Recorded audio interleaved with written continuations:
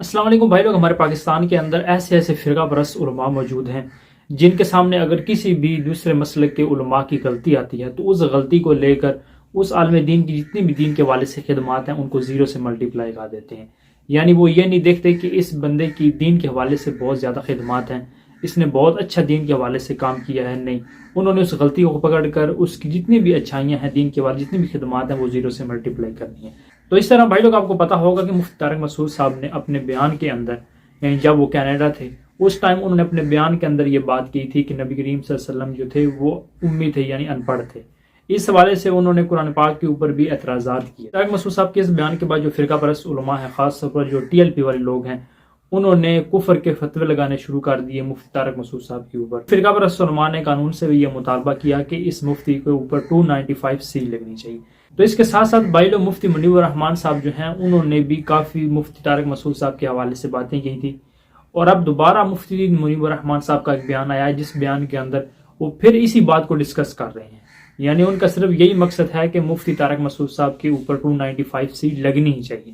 تو میں چاہتا ہوں وہ ویڈیو دیکھیں، اس کے بعد ہم بات کریں. جو بھی کھڑا کیا گیا کہ نبی ان پڑھ تھے، صحابہ بھی ان پڑھ تھے، قرآن بھی بعض جگہ سلف و نو کے قاعدوں کے مطابق نہیں ہے، تو اس مولوی صاحب نے کہا تمہیں کے مانے کیونکہ ان پڑھ کے ہیں، حضور بھی ان پڑھ تھے، صحابہ بھی تھے، فلاں لفظ جو ہے وہ گرامر کے قاعدے کے مطابق نہیں ہے.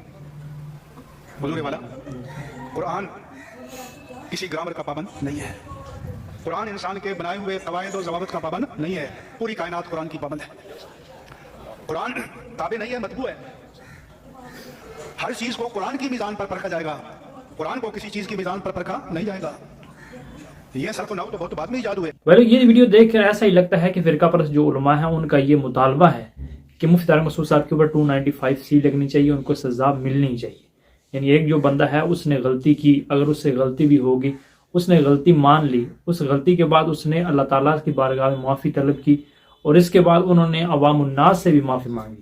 لیکن مجھے تو لگتا ہے کہ جو سمپل عوام ہے انہوں نے تو مفتی طارق مسعود صاحب کی غلطی کو معاف کر دیا ہوگا. یعنی انہوں نے کہا ہوگا کہ مفتی طارق مسعود صاحب نے جو غلطی کی ہے، ان سے غلطی ہوئی ہے، انہوں نے معذرت کی ہے، تو ٹھیک ہے، اس بات کو ختم کیا جائے. لیکن جو فرقہ پرست علماء ہیں جو مفتی طارق مسعود صاحب کے بہت زیادہ خلاف ہیں، جو فرقہ پرست علماء جن کے ایسے تعصبانہ ذہن بنے ہوئے ہیں، جو یہ کہتے ہیں کہ ہمارے مسلک کے علاوہ، ہم بریلویوں کے علاوہ دوسرے جتنے بھی لوگ ہیں، جتنے بھی علماء ہیں وہ گستاخ رسول ہیں، انہوں نے مفتی طارق مسعود صاحب کی اس غلطی کو کہاں سے کہاں تک پہنچایا. اس کے علاوہ مفتی طارق مسعود صاحب کی زندگی کو انہوں نے بہت زیادہ مشکل میں ڈال دیا.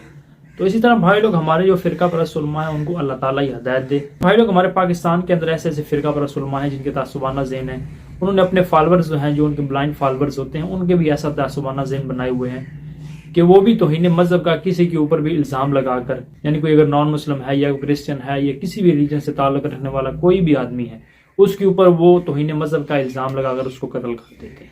خاص طور پر جو فرقہ پرست ٹی ایل پی والے لوگ ہیں ان کا ہی ایسا تعصبانہ ذہن ہے. تو اب مفتی منیب الرحمان صاحب کو یہ چاہیے تھا کہ یہ بات جو ہے ختم ہو چکی ہے. مفتی طارق مسعود صاحب نے اللہ تعالیٰ کی بارگاہ میں جو ہے معافی طلب کی ہے، اللہ تعالیٰ نے یقیناً معاف کر دیا ہوگا. لیکن فرقہ پرست علماء جو ہیں وہ کسی بھی بندے کو معاف کرنے کے لیے تیار ہی نہیں ہے.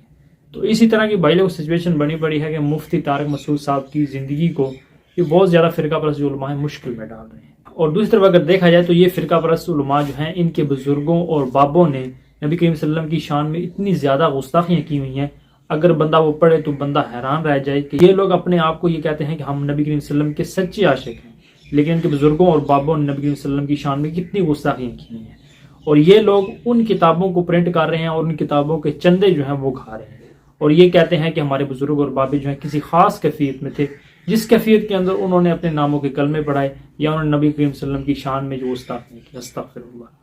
تو اپنی باری جب آتی ہے، اپنے مسلک کے بزرگوں اور بابوں کی باری آتی ہے، ان کو بچانے کے لیے یہ تعویلیں پیش کرتے ہیں.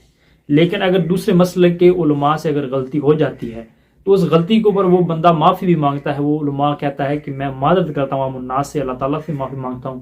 لیکن یہ جو فرقہ پرست علماء ہیں ان کی زبان سے یہ لفظ بالکل نہیں لکھتا کہ ہاں ٹھیک ہے ہم نے معاف کیا اس مفتی کو، نہ بالکل نہیں.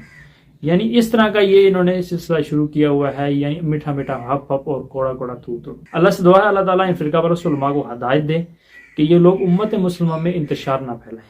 ملتے ہیں نیکسٹ ویڈیو میں. جزاکم اللہ.